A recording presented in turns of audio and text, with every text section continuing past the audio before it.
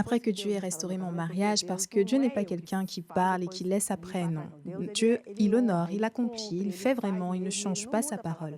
J'ai demandé la restauration de mon mariage, il l'a vraiment fait grâce à Dieu, il a tout bien restauré. Et là, dans la même semaine, Bethel est revenu à la maison, j'ai recommencé à travailler, à cause du travail, je me suis valorisée.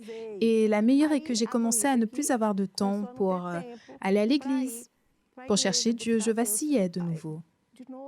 Que se passe-t-il si vous n'êtes plus dans la foi enflammée et automatiquement cela ne fonctionne pas dans quelque chose? Mon mariage allait bien car Dieu avait promis. Et là, lorsque nous avons commencé à toucher au compte bloqué qu'il y avait commencé à causer des problèmes, des préjudices, etc. Et je sais que nous sommes arrivés à devoir près de 236 000 euros dans la vie financière. Le mariage allait bien, la vie financière était en bas. Quand la vie financière était là en bas, c'est lorsque j'ai pris, et je ne sais pas d'où m'est venue cette idée, j'ai pris la décision comme ça, que j'allais me tirer une balle dans la tête, car je pensais que cela allait résoudre le problème. Je ne sais pas d'où m'est venue cette idée, mais j'avais cela dans ma tête. Mais je ne savais pas comment faire. Et là, je disais, bon, j'attendrai que Bethel aille au travail et emmène les enfants à l'école, et lorsqu'ils ne seront pas là, je me lancerai et je me tirerai une balle dans la tête. Évêque, je pensais aux dettes matin, midi, soir. Mon Dieu était cette dette, car je ne cessais d'y penser. Je ne pensais, je ne me focalisais que sur la dette, si au moins cela payait, mais non. Je me concentrais que sur les dettes. Lorsque la dette était mon problème, jusqu'au point de penser, non, si je me tire une balle dans la tête, je vais résoudre mes problèmes. Et en vérité, cela aurait empiré, parce que même l'argent de l'enterrement, tu ne l'avais pas à l'époque. Ce n'était pas possible. Et je me souviens, Bethel avait toujours aimé les armes, il avait pris, il avait là un revolver, je ne sais pas le noir. C'était un TR-22. Voilà, c'était dans l'armoire. J'ai attendu qu'il parte. J'ai aussi attendu que tous les enfants aillent à l'école.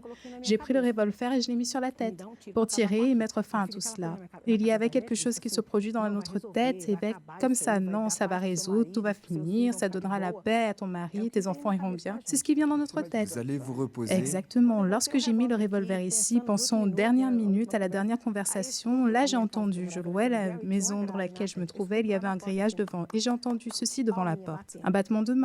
Et là j'ai pris le revolver comme ça, j'ai dit quel enfer, on ne peut même pas se tuer en paix. J'ai posé le revolver, je me rappelle avoir pensé cela.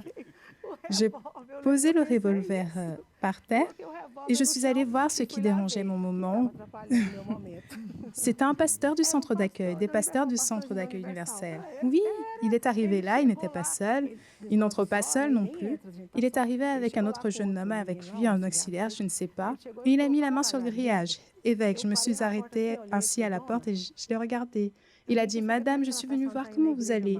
Vous n'allez plus à l'église? Et j'ai répondu, je vais bien. Vous y allez aujourd'hui, n'est-ce pas? Et moi? J'y vais. Et nous habituons à 2 rues de l'église. Hein. C'était bien proche. Et là, il a dit, je peux prier pour vous? Et j'ai dit, oui, vous pouvez. Il a juste mis les mains sur le grillage, il a fait ceci, évêque. 3 secondes de prière. Mon Dieu béni, etc., etc. Au revoir, madame. Je vous attends là-bas, d'accord? J'y serai. Je suis restée ainsi et je suis retournée là et je me suis agenouillée à côté du revolver et j'ai dit, mon Dieu, pardonne-moi. Pardonne-moi car tu prends soin de moi. S'il est arrivé 5 minutes plus tard, je serais partie. Je serais en enfer en ce moment. Cela a été très fort pour moi. Oui, je me suis agenouillée, j'ai demandé et paf, j'ai été ferme dans l'église de nouveau.